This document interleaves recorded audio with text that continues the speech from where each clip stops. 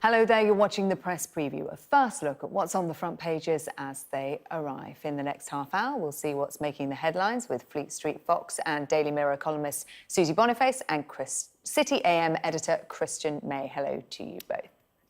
So let's have a look at what's on some of those front pages now. The Metro leads with England's 6-1 domination of Panama with the headline, "The Joy of Six," accompanied by a picture of Harry Kane. Celebrations went into overdrive as English fans drunk pubs dry. That story is in the Star. The Telegraph reports that Transport Secretary Chris Grayling is urging MPs to back the runway expansion at Heathrow to prepare for life after Brexit. The Guardian says the Home Office is being asked to account for the exorbitant cost of visa and immigration fees. The Eye has a story on a journalist who accused an MP of sexual harassment. Donald Trump's controversial visit is expected to put lots of pressure on police resources. That's according to The Express. Beijing has freed up $100 billion from its central bank to help cushion the impact of a potential trade war with the US. And we're joined tonight by Susie Boniface and Christian May. Welcome to you both. Good evening. So, inevitably, pictures across all of the papers of the victorious Harry Kane. Let's start with the Metro and "The Joy of Six," the headline there. Yeah, there's going to be some nice headlines and yay, the England team's done very well. Congratulations, the choice to go and drink beer. It is only Panama. There's no need to get completely ridiculously excited. If we haven't beaten Germany, you haven't beaten France, you haven't beaten, in the current climate, it'd be nice if you could beat Russia 6-1. This is just Panama, it's just the group stage. It does mean that you're through to the next stage, which in recent years is good to know that we have a team that can go that far. But all this attention on what Harry Kane's done and what the team's done, ignoring the fact that Lewis Hamilton has won the F1, England has beaten Australia 5-0 in the cricket.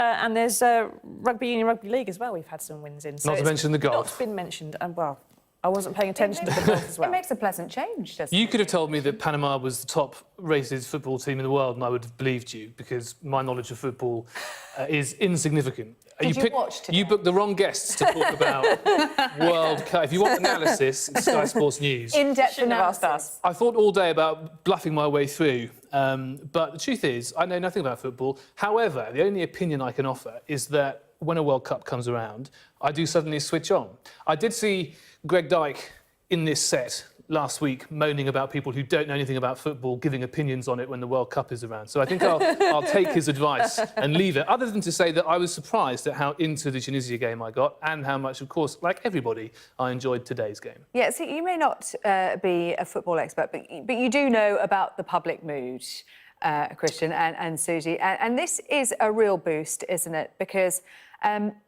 for a long time now, it's been fairly depressing watching the England team. England team's done badly. And this is a young team. And Gareth Southgate had a lot of criticism when he was appointed manager for being just not dynamic enough, not exciting, having a young team that haven't had a lot of caps between them.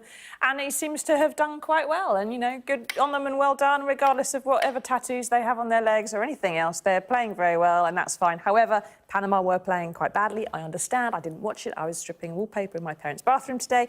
But I understand that Panama weren't exactly doing their best game, and they're not the best team in the first place. We were expected to comfortably beat them, and we did. We're also not expected to win the World Cup, so we'll see. No, but of course, I think their headline in the Times is dreaming the improbable dream. We do tend to get a bit carried away, don't we? And Belgium next, which could be a rather different opposition. Yeah, one thing this has done, of course, is boost the pub trade.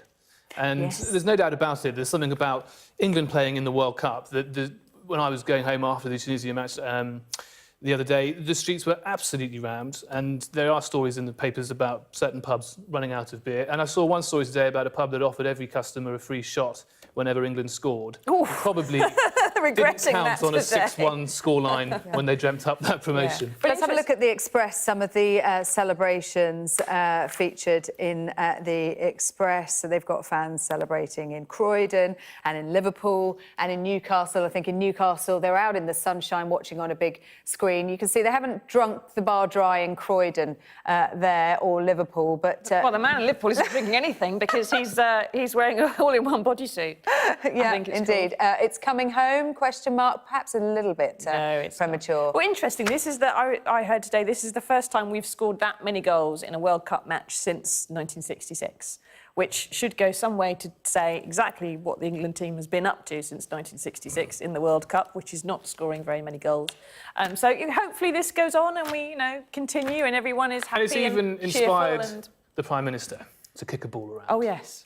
There was an image on, I think, one of the other... Who had that? The Express, It's on the Express, page 2. Yeah, she looks as awkward Oh, as... it is. I don't know if we can go back to the Express. Not many Prime just Ministers next come off to the well story. I when don't know if forced to we've play got, sports for the camera. There we are. Yeah. There is the Prime Minister displaying a killer instinct, according to the Express, playing someone the goalie. someone has been given a photograph and asked to produce a caption for it, a fat caption, as it's known in the business, and they've managed to get in there the fact that she's wearing her trademark leopard print loafers and even stuck her tongue out like striker Harry Kane. OK.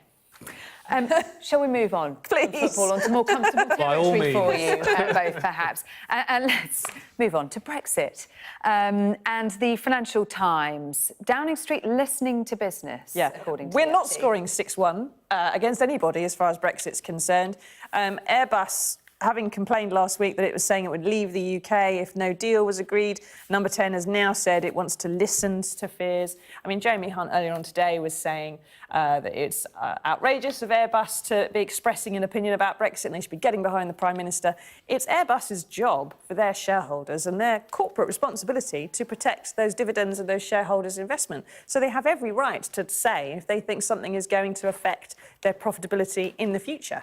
And they certainly don't have to be patriotic or back a Prime Minister of any country anywhere. But this is also something that you've seen quite a few businesses have done in the past couple of years. And it's interesting as to how they go about it. A couple of years ago, we had Nissan, the car manufacturers, saying, oh, we've got some concerns about Brexit and how this is going to go. Shortly after that, there were some meetings with the business secretary. Then there was a lot of revelations about what exactly was offered to Nissan to calm them down. And now they've come out and said they're going to put a lot more investment into the British end of their operation. So if there is an issue, business says, oh dear, we're going to throw all our toys out the pram. The government intervenes in some way, makes some kind of concession or deal, and funny enough, the business then comes on board. This is, what is it? It's negotiating. Liam Fox, though, Christian, saying today that actually if companies have concerns, it's not just Britain they need to be talking to, they need to be talking to European governments, and actually Airbus and the like are potentially damaging our negotiating position. Do you agree? Well, I can understand the frustration of members of the Cabinet when large businesses like Airbus intervene in the debate like this. But Susie's quite right. There's absolutely no obligation for a company of any size to get behind the Prime Minister, as the Health Secretary suggested. I thought that it was therefore absurd for him to suggest that it was completely inappropriate for Airbus to do this. I thought that Liam Fox was slightly more reasonable. He actually said there's no problem with companies making this argument about uncertainty over the terms of the deal, as long as they're making the same arguments in EU capitals and in Brussels, because it does take both sides to come together and sort out a deal. Any kind of manageable deal is going to require flexibility on both sides. The business voice in this debate has been very interesting to watch. A lot of businesses are not affected by Brexit specifically, albeit they may be affected by the economic uncertainty that lingers. Some businesses who have been working very closely with the government on technical elements of customs arrangements have signed non-disclosure agreements, so they can't talk about what they've been discussing with ministers. And others have perhaps just got frustrated and have joined the debate. I think it's absurd for the government to suggest that businesses should fall in line behind the Prime Minister. It's also the case that I think businesses like Airbus should be using the clout that they do have to talk to all sides involved. Airbus is a great example of a company which is entirely pan-European. Its assembly and construction is across borders and across countries. So as long as they're making the same case in EU capitals, I don't think it was an inappropriate intervention, even if it did embarrass the government, because they haven't articulated where they intend to take these negotiations. I think anecdotally, businesses that operate in European nations as well are already finding they're having to make representations, not necessarily to government, but to their partners who they work with in other businesses abroad, because they're having issues. Suddenly people are throwing up visa problems and throwing up currency issues and throwing up, well, you don't like us, why do we have to deal with you? We're going to make things more difficult, particularly in countries like, France, that don't like us anyway to start with. But so companies have every right to talk about this, and and to complain about it. And I think some of the bigger ones particularly, are just using it to strengthen their position with the government in terms of future concessions for something, some kind of deal they want out of the government in return for good behaviour in future. It's PR. Let's stay with Brexit and Chris Grayling saying that MPs should be backing Heathrow expansion in a vote tomorrow because we need it post-Brexit. We need it post-Brexit in about 2026, 2027, when, if MPs give the green light tomorrow, you might find plane taxiing down a new runway if they start building it in 3 years' time or something like that. Of course, they're going to link expansion of Heathrow with a post-Brexit global Britain narrative that they're so keen on. The truth is, this has been going on long before Brexit reared its head. I think it was about 45 years ago, the first commission looked at capacity expansion in the southeast. That can of worms has been open ever since. 2012, I think, the commission began work. 3 years later, they recommended Heathrow expansion. The cabinet have since agreed with it, and now MPs are going to probably back it as well. Although the Scottish nationalists are up to something, in the words of some Department of Transport officials this evening. They don't quite trust the SNP, who previously said they were going to back Heathrow, but probably never miss an opportunity to cause a stink in Westminster and embarrass the Tories. And there's been one MP who won't be voting on it at all, which is one Mr Boris Johnson Esquire, prime Brexit monkey in the cabinet, and also the one MP who has vowed to lie down in front of bulldozers if they won the right to expand it and get the extra runway, which of course is near his constituency of Uxbridge. But he's going to just be out of the country. Apparently, we don't know where he's going to be. He's just elsewhere, just in orbit, somewhere he doesn't have to vote and obey the three-line whip. Mrs May says he's going to be the living embodiment of global Britain abroad by ignoring the issue entirely and hypocritically refusing to do the thing he said he would do for his constituents when he was elected. OK, we're going to take a short break now, but when we come back, 30,000 children in gangs. That story is on the front of the Times. We'll see you in a couple of minutes.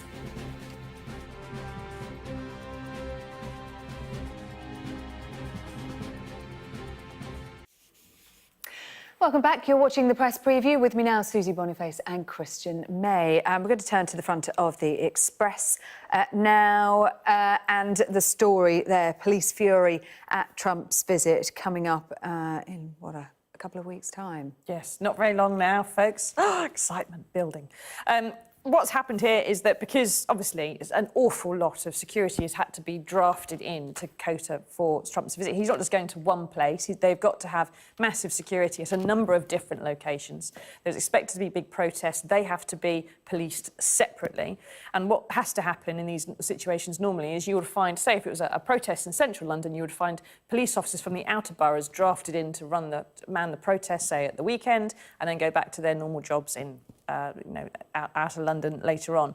Because he's going to be dotted around the UK, because he's moving, the secure area, if you like, has to move with him, and the protests will be moving with him as well. Even though this man isn't setting foot on a road, as far as we can tell, or a public space at any point. He's bringing 5 cars with him, but he seems to be helicoptering around between places, so he hasn't got to see any British people because they don't like him very much.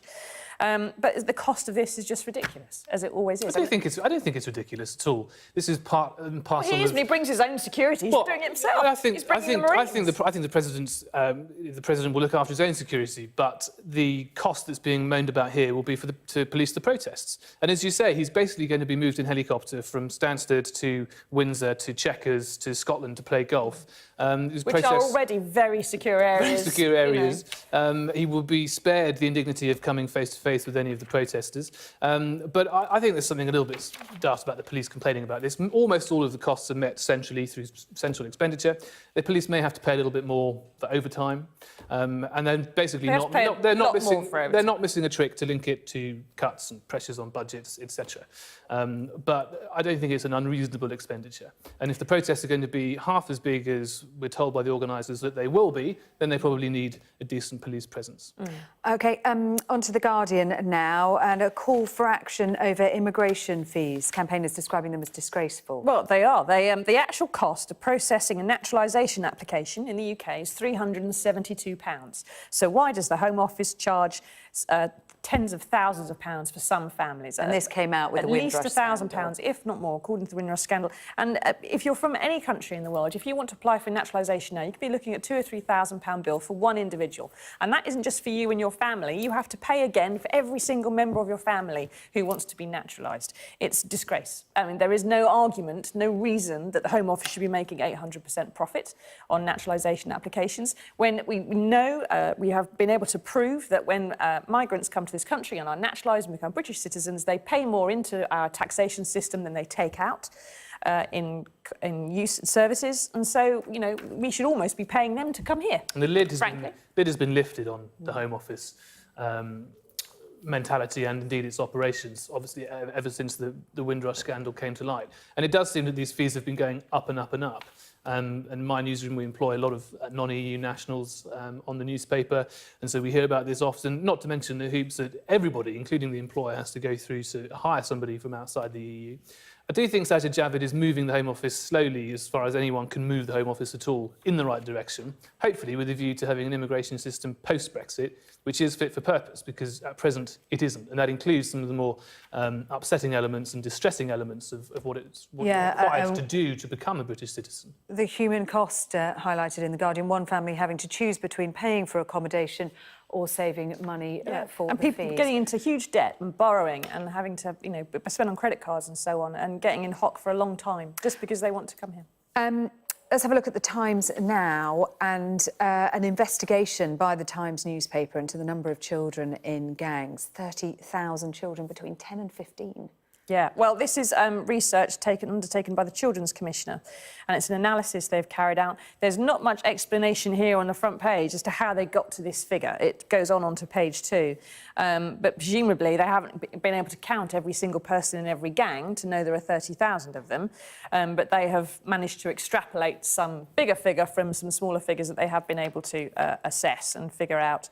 If those figures are accurate, then of course it's horrifying and shocking. Not everyone who's in a gang is automatically a criminal. It's not illegal to be in a gang of some sort. I was in several gangs at school. There was the 5-Star Gang, there was the Bros Gang, and there were lots of other gangs. But they probably weren't running drugs. They're probably not quite the same, no. Which is something which they do make very clear, I think, and we're also hearing this more and more, which I do think is an important point.